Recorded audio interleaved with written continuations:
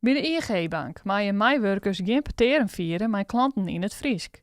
Ik al binnen bij de personen Friesktalig. Peteren moeten in het Nederlands of Engels vierd worden. Dit stiert de Seijerke Brinkmans in het Bast en daarom reizigen hier met 2 meistanders al naar het haardkantoor in Amsterdam.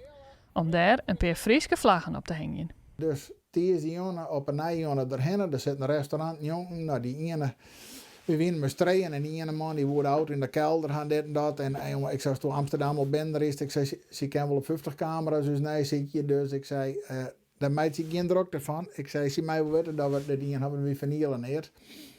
En er zit een restaurantjongen en nou, ik zei, we herinneren er gewoon heen, het pendeltje erin. Nou, trrrt, dat ging zo mooi is wat ik denk, alles klaar. Dus ik denk die dingen van het zakje letten.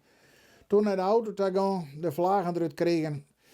En we die het spul omheen en het hong eerst wat slapjes. En op een gegeven moment rent al je personeel met koffertjes en bij die zullen het eens op of om. Die meesten zullen maar naar de grond als naar hun telefoon. En die leven het eens. Nou, in elk geval, die meesten bij het restaurant zijn waar die bij de Frieske vlaggen in de top hongen. En die namen wat foto's en dit en dat. Maar er kwam net volle reuring. En toen wie die tweede jongen, die wou een statement erom hingen met een heel lang verhaal. Nou, ik zei, jongen, het waait je dat rekening. Ik zei, dat kerst wel in die peel plakken. Maar ik zei, dat leidt hem om je aan de orde. En haast dit laatst. Dus ik zei, dat gebouw was gewoon hier. Maar rende maar even heen. Jou die man maar even over.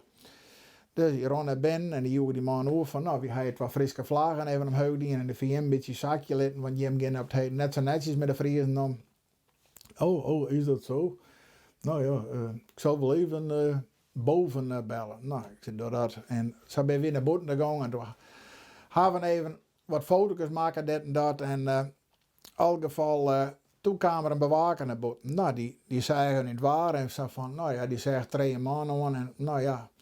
Hier wie nog wel op 100 meter afstand. Hier ging ik weer naar binnen rapen, die jongen van de balie mij. Dus hij vertrouwde mij net eerlijk. En toen kwam er om en een heel bravoer, kreeg er weer in het feest in. Toen begon er heel veel erop en te razen. Dan hoopte er eigenlijk dat we voortvliegen. Maar ja, ik denk, we zijn geen klimaatklevers, we gaan niet vernield. En ik denk, ik zie wel. De man hebben de bewaker geholpen om de ING-vlaggen weer op zijn plak te hangen en binnen naar een restaurant in Muiden gaan. Om daar nog even na te praten over deze ludieke actie. Nou, dan hoop ik gewoon dat er wat achterwij komt. Hè? Want ik bedoel, zo'n organisatie die wil dan heel bot de slogan hebben van we zijn net alleen maar voor de rijke zakenlui, net alleen voor het Westen, we zijn net alleen voor de gewone man, we zijn net alleen voor het zakenleven. Voor elke een.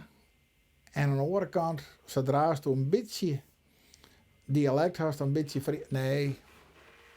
Dat is net meer van deze tijd. Ik wil vrij nog wat meer bewuster meidje van jongen, wie moet wat meer opkomen voor het rechten.